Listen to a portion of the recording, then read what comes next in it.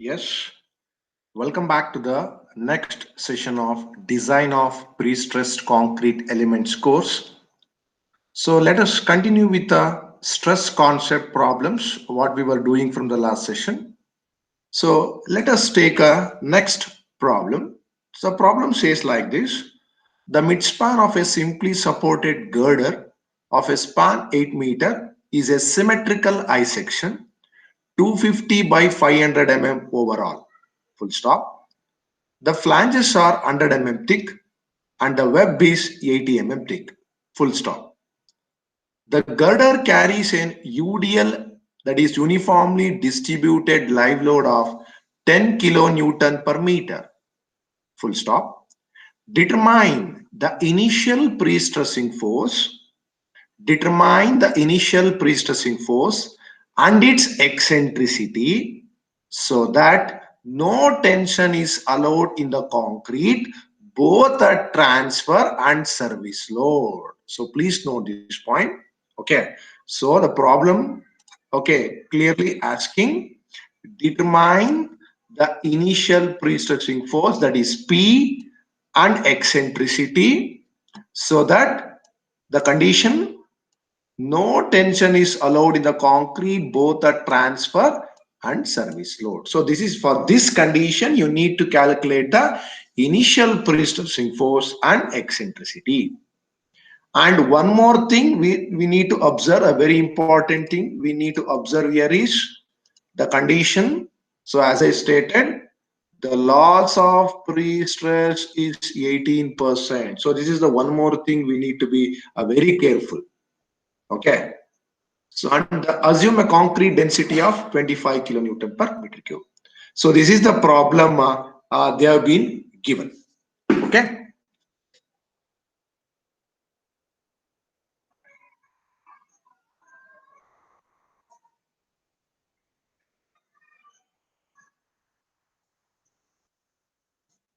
So let me proceed with the problem. So as I stated, so these are all the dimension. That is, it is a symmetrical I section. That is 250 by 500 is the overall dimension, and the flanges are, okay, you can see 100 mm thick. So each flange is 100 mm thick. That is both at top flange and also the bottom flange, because it is a symmetrical I section. Even the width of the bottom flange is also 250. So the width of this is also, okay, 250 millimeter. So the width of this is also 250 millimeter. Next, and the web thickness is 80 mm. Okay, so this thickness of this web is 80 mm. Fine. And uniformly distributed live load, they have been given a live load of 10 kilonewton per meter, okay, which is acting at a span of 8 meter. It is acting at a span of 8 meter. So this is the problem they have been given. So in this particular problem, we need to calculate the pre-stressing force and eccentricity. Okay, for a condition, no tension is allowed in concrete. Okay, no tension is allowed in concrete, both a transfer and service load. Please note this. Fine. So as I stated, so please, okay, this is the condition as I stated. So please calculate the area, moment of inertia, that is cross-sectional area, pre-stressing force, eccentricity, sectional modulus, all those parameters. Okay. So for this, let me go at cross-sectional area of the beam. So as I stated, so let me divide this into three areas or three sections. So let me call this as number one, okay, and this as number two, and this as number three. So three, okay, I've been divided into three sections. Okay, the section 1 and section 3 are same, that is flange. So hence 250 into 100, okay, multiply by 2. Why? Because these are the two flanges. Plus the web width, that is 80, multiply by its overall depth. So as I stated, the overall depth is 500 meter and the depth of flange is 100, that is top flange, and bottom flange is 100. So this dimension workouts to be, okay, that is 300 millimeter. So hence, okay, the cross-sectional area, of this, okay, web is 80 multiplied by 300. So this workouts to be 74 into 10 to the power of 3 millimeter square. Next, let me calculate the moment of inertia about the central axis. Please note down, this is a symmetrical section. Okay, it is symmetrical along a horizontal axis or the x-axis axis. Okay, so hence we can calculate the moment of inertia like this. Okay, as I stated. So let me consider this as a total rectangle. So let me consider this as a total rectangle. Okay. So as we know, the formula for a okay, I have assumed this as a total rectangle. Hence, a total if I consider this as a rectangular section, the moment of inertia for this rectangular section, we know BD cube by 12. BD cube by 12. Okay, that is 250 into 500 cube by 12. In this, we need to deduct. Okay, we need to deduct this part. We need to deduct this. Okay, shaded portion. We need to deduct this shaded portion. Okay, so the same thing we have been worked out in the last problem. Okay, so that is in this total rectangular section, we need to deduct these two portions. How? So you need to know the width and depth of this shaded portion. How? So you already know that, okay, the width of this flange is 250. Okay, in that deduct 80. So this will become, okay, how much? That is 250 minus 80, which workouts to be what I can say 170. Okay, I think it's 170. So in what 170? So this dimension will be 85. This dimension will be 85, and this dimension will also be 85. So 85 is this width, and 85 is this width. Okay, so 85, okay, plus 85, 170 plus 80, 250. So the width of this I section is 80, and the depth is already know that is 300. So therefore 85 into 300 cube by 12. 85 into 300 cube by 12. Okay, so since we have a two section, that is this one is 1, okay, and this one is 2. So in the overall rectangular section, we need to deduct these two shaded portion. So that is 85 into 300 cube by 12. Okay, so hence the answer workouts to be 2.22 into 10 to the power of 9 millimeter to the power of 4. So this will be the final answer. Okay, next sectional modulus. Okay, here I have been written ZT is equal to ZB. Why? Because this particular I section is a symmetrical section which exactly divide into two portions. So hence, okay, YT and Y bottom is, okay, what I can say 500 divided by 2, that is 250. Okay, so that is substitute that, okay, 2.2 10 to the power of 9 divided by 250, that is Y top or Y bottom, both are same because it is a symmetrical section. So therefore ZT is equal to ZB is equal to 8.88 into 10 to the power of 6 millimeter cube. 8.88 into 10 to the power of 6 millimeter cube. Next, let me move on to the next dead load of the beam. Okay, so we know the formula, that is WDL. Okay, is given by, that is dead load is given by cross sectional area multiplied by the density of a concrete. So the cross sectional area is 74 into 10 to the power of 3. Since we need to convert this cross sectional area which is in millimeter square into meter square, divide this divided by 10 to the power of 6, multiply by the density. So density of concrete has been given in the problem 25. So if they not been given in the problem in the examination, you may assume it as 25 kilonewton per meter cube. So this workouts to be 1.85 kilonewton per meter. And live load acting on the beam is 10 kilonewton per meter. Okay, live load acting on the beam is 10 kilonewton per meter. So corresponding to this, let us calculate the moments. So now when you're going to calculate the moments, immediately please observe the problem. So in this particular problem, nowhere they are mentioned anything like stresses, all those things. Okay, or mid span. So unless otherwise specified, we need to calculate or we need to apply this condition only for mid span. If they are not being mentioned anything like quarter span, something like that, or any span, okay, or mid span, we need to consider or we need to calculate anything that is stresses or pre-stressing force or eccentricity for a mid span condition.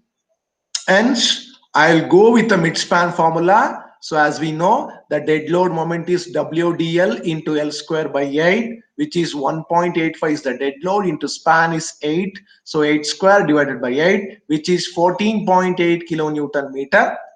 And then the live load moment, which is equal to WL into L square divided by 8. So the live load moment is 10 into 8 square divided by 8. So that is 80 kilonewton meter. So these are the basic entities, okay, we used to calculate. Okay. And now let us go with the condition. Now let us go with the condition.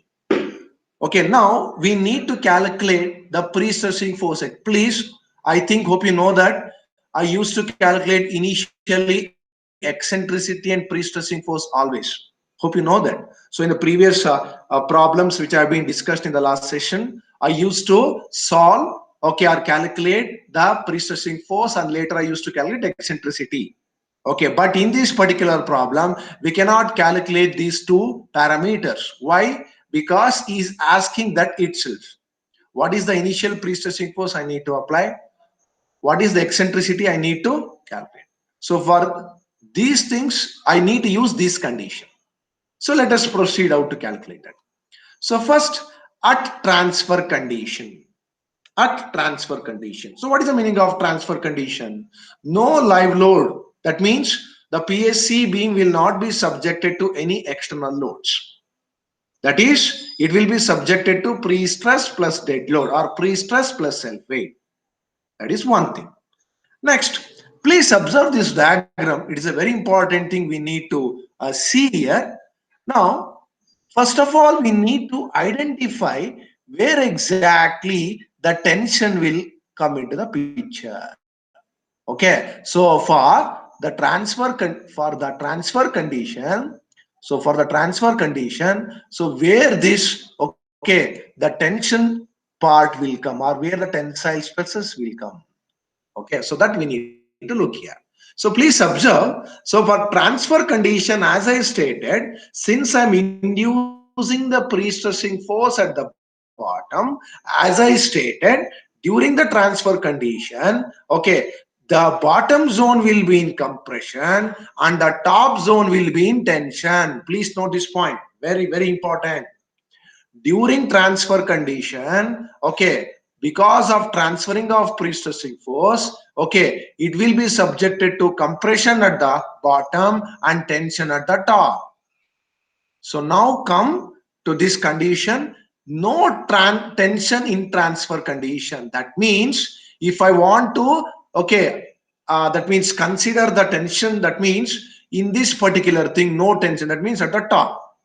Okay, so hence F superior, because the tension part will come at transfer condition at the top. So please note, very, very important. The tension part will come in transfer condition at the top. Why? Because I am going to induce pre-stressing force at the bottom. That means it will create a compressive stress at the bottom and tension at the top. Hence, F superior in transfer condition. Okay, that means the tension, the no tension or tensile stresses or tension part will come in transfer condition at the top. So this is a very, very, very important thing you need to look into it. Okay, so therefore F superior is equal to P by A minus P by Z, because it is tension, it is bending stress is negative at the top, plus MD by Z, okay, and no ML by Z will come here. So hence I have been cancelled. Okay, so this is the F superior formula. So substitute that. So P divided by the cross-sectional area, P into E divided by the Z, and then the dead load moment divided by.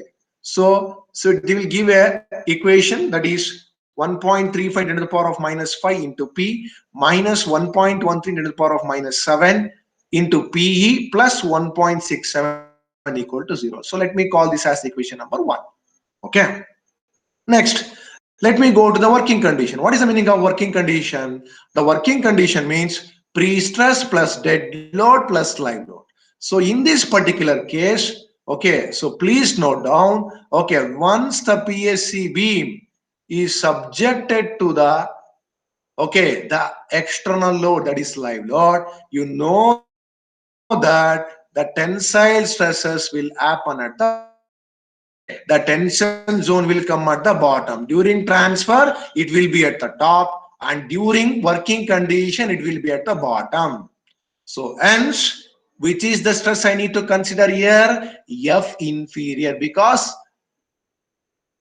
during working condition, the tensile zone will come at the bottom. So F inferior equal to, okay, P by A plus P by Z. Okay, why? Because at the bottom, the bending stress will be positive, and then MD and ML by Z. It will be negative because of the external loads. Please observe the very important condition here. See, loss of pre-stress, because in the previous case no losses have been considered, please observe, but in the problem is telling that please consider the loss of pre-stress. So please observe the very important point here. Whatever the losses, that is in the loss of pre-stress, that is 18%, okay, that will happen, that losses of pre-stress will happen only during working condition. Please note, the loss of pre-stress is going to happen only in working condition. So during transfer, no losses is going to happen. During transfer, no losses is going to happen. So during working condition, so this loss of pre-stress will come into the picture. Please note down, this is a very, very important point. So whenever the loss of pre-stress, we need to consider in order to calculate the stresses or anything, then this loss of pre-stress will come into the picture only in working condition, because by inducing those pre-stressing force, it will take certain time. It will take certain time to undergo certain amount of losses. Hence, the losses is going to happen during working condition. So hence, with this, let me substitute. So since no tension is allowed in the working condition, so F inferior is 0. So as I stated, if it is 18% is the loss, remaining is how much in 100%? If I'm induced 100% pre-stressing force, if 18% is loss is encountered, what is the remaining? What is the net pre-stressing force? The net pre-stressing force which is going to happen inside the beam is 82. So therefore 0.82 converted to Newman, that is 0.82 into P divided by cross-sectional area plus 0.82 into P divided by the Z. Okay, then 14.8 into 10 to the power of 6 divided by Z, and this divided by Z.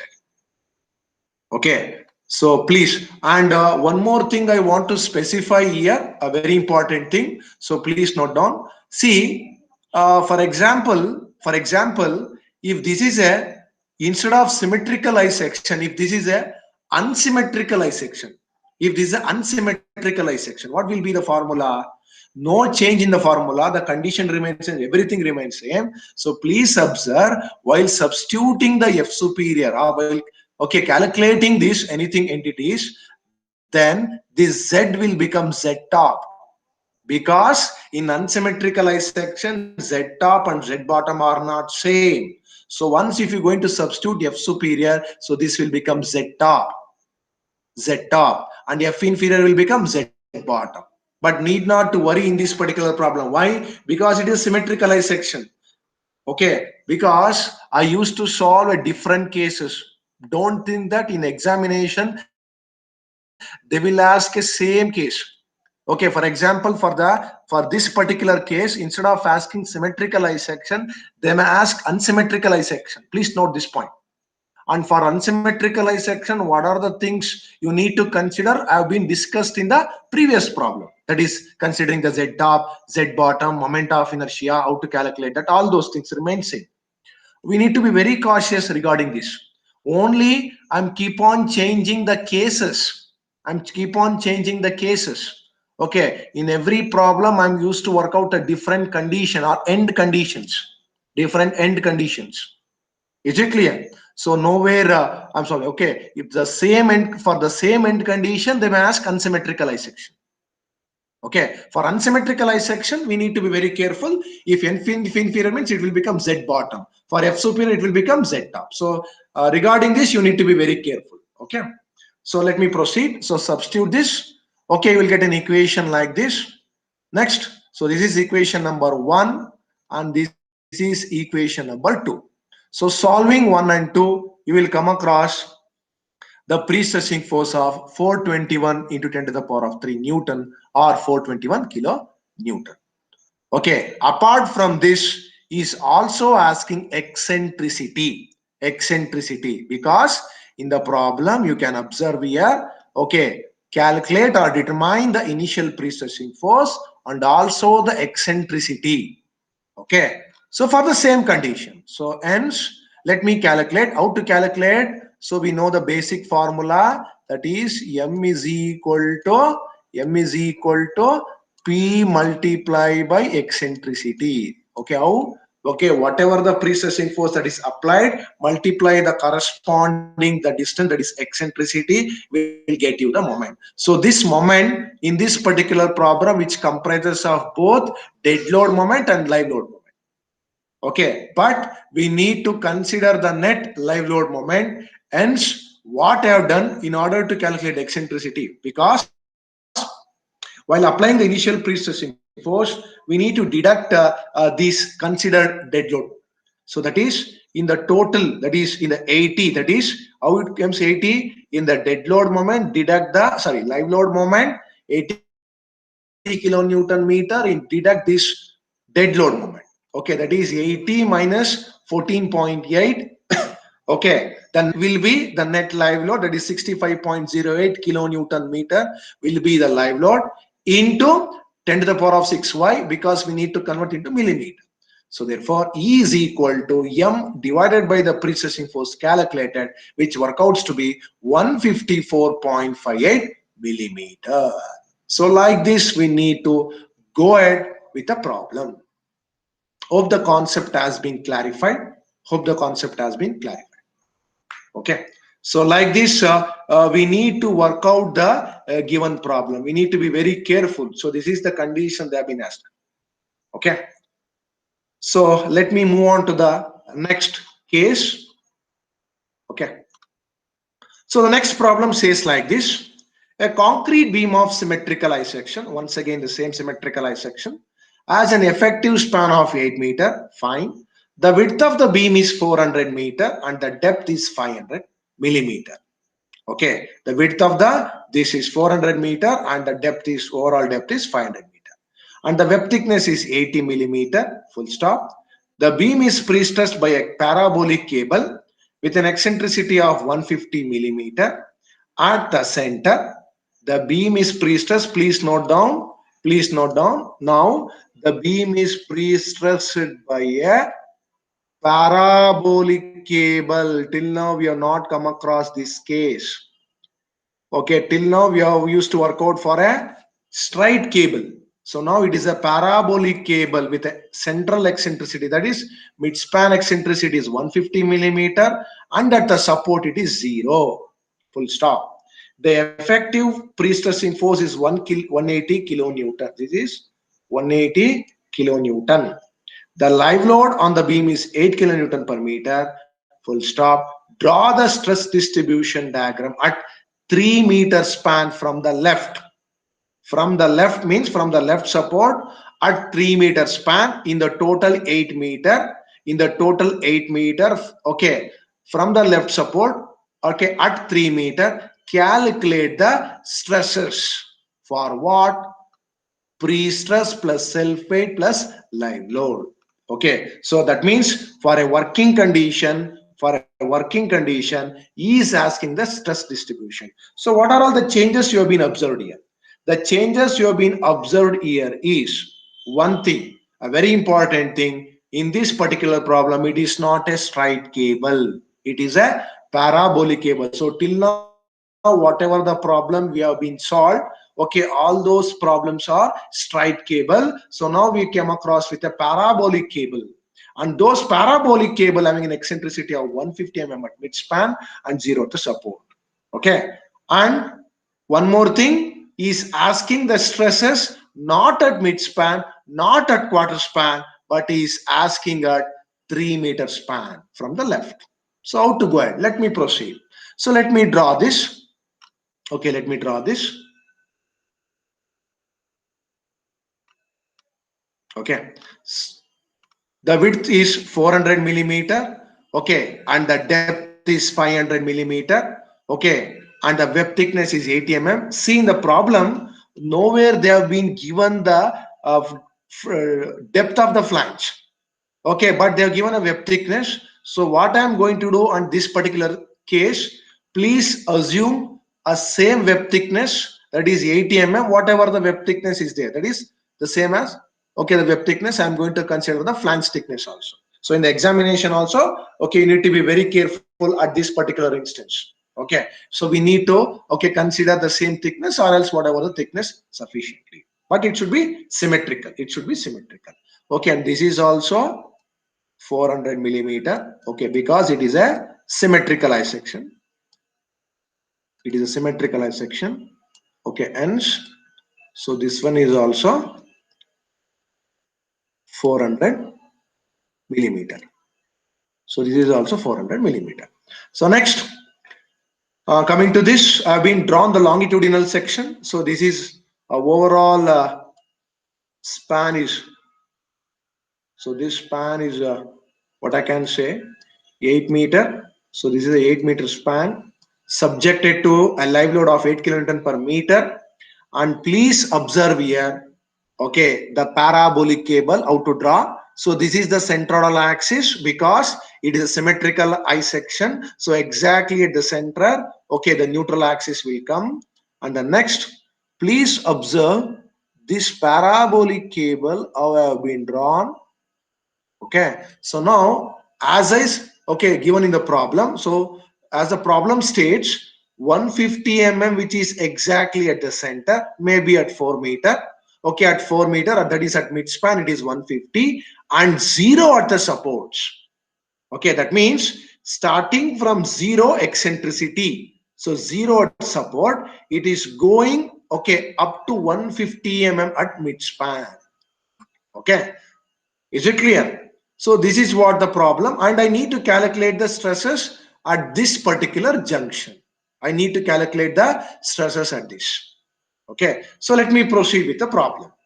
Okay, so as I stated, the basic entities we need to calculate. We cannot calculate the eccentricity. We need to go with a different way. I will teach you how, but they have been given the pre-stressing force.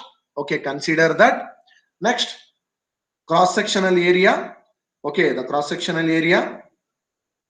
The cross-sectional area, you can know that. The cross-sectional area, you know that 400 multiplied by 80. 400 multiplied by 80. Okay, so please divide as I stated. Number 1, number 2, and then number 3. So 3 sections. So 400 multiplied by 80 into 2. Why? Because top flange and bottom flange are same. Plus 80 multiplied by 500 minus this distance. Okay, so what is this distance? Okay, 500 minus 160, which workouts to be 340 millimeter. So this workouts to be 340. Okay, so 80 multiplied by 340. So the answer will be 91,200 millimeter square. 91,200 millimeter square.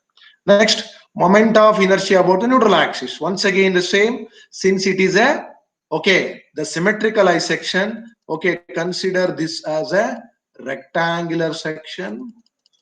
rectangular section. In this, okay, you can deduct this shaded part. Okay, the shaded thing, please deduct the shaded portion. Okay, so please deduct the shaded portion. So same thing what we did. So we need to initially calculate the distance. 400 minus 80, which is 320. So 320 divided by 2, that is 160, and 160 on either sides. So hence the shaded portion area is 160 multiplied by 340. That means in the total moment of inertia, we need to deduct the moment of inertia of the two shaded portions. How? That is 400 multiplied by 500 cube. 400 multiplied by 500 cube. Why? It is a rectangular section, hence consider it as BD cube by 12. In that, deduct these two shaded portion, hence minus 2 into 160. This is the width, multiply by the 340. That is 340 cube by 12. Okay, the answer workouts to be 3.12 into 10 to the power of 9 millimeter to the power of 4. Is it clear? Next, coming to the sectional modulus, that is Z top and Z bottom, that is moment of inertia about the neutral axis, that is 3.12 into 10 to the power of 9 divided by Y top or Y bottom, because ZT and ZB are same. Okay, so hence you will get an answer of 12.48 into 10 to the power of 6, okay, millimeter cube. Next, dead load of the beam, that is WDL is equal to cross-sectional area multiplied by the density of concrete. Okay, we already know that the cross-sectional area is 91,200 millimeter square divided by, okay, 10 to the power of 6. Okay, I'm going to convert millimeter square into meter square into density of concrete 24 kilonewton per meter cube, which works to be 2.19 kilonewton per meter. Next, live load on the beam 8 kilonewton per meter. So now come to the picture. So now in the last session, as we have worked out, okay, or we have calculated the stresses at quarter span. Okay, and we have calculated the stresses at mid span. So once if the problem, the same problem, if they are going to ask for mid span, you used to use the formula WL square by 8. Am I right? But for quarter span, okay, we have used a different formula. That means we need you to calculate the reaction and the supports, and we need to consider. Likewise, here also we need to calculate the dead load moment and live load. So let us go ahead. So dead load moment at x equal to 3 meter. So let us draw the same diagram. Okay, the simply supported beam subjected to 2.19 kilonewton per meter dead load. Okay, as I stated, if the loading is symmetrical, then the reaction at the either of the support will be WL by 2, WL by 2. That is 2.19 into 8. The span of this is 8. Okay, please note down. The span is 8 meter. 2.19 into 8 divided by 2, which works to be 8.76 kilonewton on either sides. Is it clear? So now let me go ahead with a calculation of, okay, the stresses. So now as I stated, we need to calculate the stresses at this point. We need to calculate the stresses at this point. Okay, how to calculate that? Okay, so let me go ahead. So first we need to consider, that means if you want to calculate the moment at this junction, either we need to consider the left or right. I'm going to consider the left, that is two forces. One is reaction at the support, another one is the external load acting on the beam. So now 8.76 kilonewton is the reaction at the support, multiply by into 3 or multiply by 3. 8.76 into 3, which is creating a clockwise moment. That is 8.76 into 3. Next, so this UDL, that is 2.19, okay, which is creating or bending, okay, in anti-clock. You can see this is the beam. If I'm going to bend, so this beam will bend like this towards the moment. Okay, it will bend like this. Okay, hence 2.19 into 3 into 3 by 2. W into L by 2, because it is a UDL. And negative because it is anti-clockwise. So the answer works to be 16.43 kilonewton meter. Is it clear? Fine. Next, likewise, you calculate for a live load moment. As we know, the live load, the beam has been subjected to 8 kilonewton per meter. So here also, since the loading is symmetrical, reaction at either of the supports is WL by 2 and WL by 2. So that is 8 into 8 by 2. Okay. W is 8. Okay. And this is 8. Okay. So hence, you can see that is 2 fours are, that is 8 into 4, 32 kilonewton. So 32 kilonewton at the either sides. So once again, same, consider these two forces. One is reaction to the support, another one is UDL. Okay, here also I'm going to calculate the moment, okay, at the 3 meter. So that this junction I'm going to calculate the moment.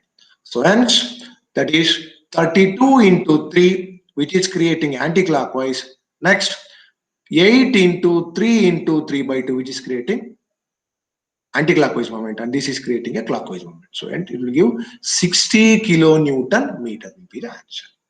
So like this, we need to calculate for mid span, for quarter span, for any distance. See, in the last session, I've been worked out for quarter span section. See, in this particular problem is asking at 3 meter span. So like this, in the examination, you need to observe, okay, the while calculating the dead load and okay, the live load moments. Okay. So let me proceed. So now, if you want to calculate the stresses, that is, if you want to apply the F superior and F inferior formula, see, this is the formula you are going to apply. That is F superior and F inferior formulas. Okay, if you want to apply this F superior and F inferior formula, till now we have not calculated eccentricity. Okay, all other parameters we have been calculated. So now let me proceed with how to calculate the eccentricity. So let me consider this particular beam, okay, so which is 8000 millimeter or 8 meter, and then this is the cable which have been put in the parabolic shape. Now, okay, please observe here. So this is the eccentricity or the dip, okay, which is exactly there at a midspan, which is 150 millimeter. Am I right? If they are going to ask the stresses at midspan, you would have considered the eccentricity 150 millimeter. Please note this point. If the same problem, if they are going to ask for stresses at midspan, then I'm going to consider this particular eccentricity. But in this particular problem, they have been asked, okay, or to calculate the eccentricity at 3 meter, okay, or stresses at 3 meter. So hence, at 3 meter, what will be the eccentricity I need to calculate? At 3 meter, what will be the eccentricity? You know, the midspan eccentricity 150, the support eccentricity 0. So what is the eccentricity at 3 meter or 3000 millimeter? So for this, okay, we are going to use the equation of parabola. What is that equation of parabola? Y is equal to 4h by L square into x into L minus x. This is the equation of parabola we are going to use in order to calculate the, okay, the height or the eccentricity. So therefore, y is equal to 4 into h, that is midspan eccentricity, divided by the overall length, that is 8000 square. Okay, since I'm calculating in millimeter, I've been substitute all in millimeter into, okay, x is 3000 because I require the eccentricity at 3000 millimeter, 3000 multiply by 8000 minus 3000. Okay, so this workouts to be 140.63 millimeter at 3 meter from the left. Okay, so it is 140.63 is the eccentricity, okay, from the 3 meter. Okay, so now you can go ahead. So let us calculate the P by A, that is direct stress. The same thing, no change. Substitute in Newton and the cross-sectional area. You have been substituted. Bending stress. Okay, same thing. Okay, that is okay, minus P by Z and plus P. Minus P at the top, plus PA at the bottom. and ZT and Z bottom are same because it is symmetrical I section. We used to get minus 2.03 Newton per millimeter square at the top and 2.03 Newton per millimeter square at the bottom. And please be careful while substituting all the entities, while substituting all the parameters or entities. Next, bending stresses due to dead load. Okay, that is at the top it is positive. That is, please be careful while substituting the moment because we have been calculated in kilonewton meter, converted to Newton millimeter. Substitute this 16.43 10 to the power of 6 divided by the Z top. Okay, and MD by Z bottom, which is minus 1.32.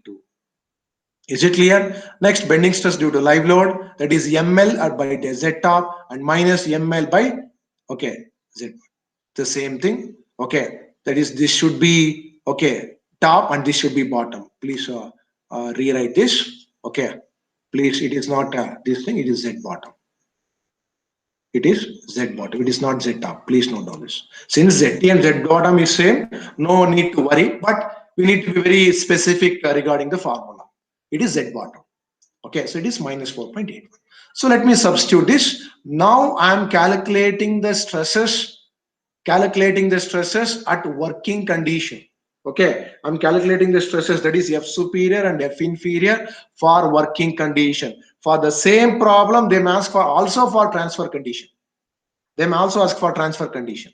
But in this particular problem, they have been asked for working condition. And okay, for working condition, we know that pre-stress plus dead load plus live load. And this is the stresses diagram have been written: positive, positive, negative, positive, positive, negative, positive, negative, and which works out to be positive at the top and negative at the bottom.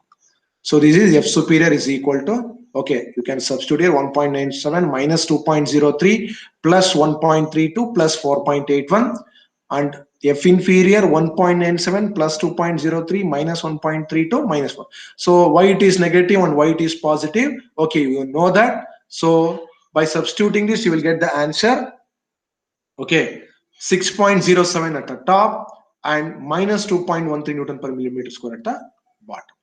So like this, we need to work out the problem, okay, for a given problem. Okay, so like this, we need to work out. So this is the typical problem. Okay, so the very important thing we need to observe in this particular problem is parabolic cable, and another thing is they are asking the stresses for 3 meters span. Okay, so this is the one more end condition today we have come across, or in particular in this session have been solved. So by this, okay, I'm going to end the session of this. So today we have been learned the two problems, okay, regarding the stress concept. So with this, I'm going to wind up the session. Okay, so we will continue or discuss tomorrow. Thank you.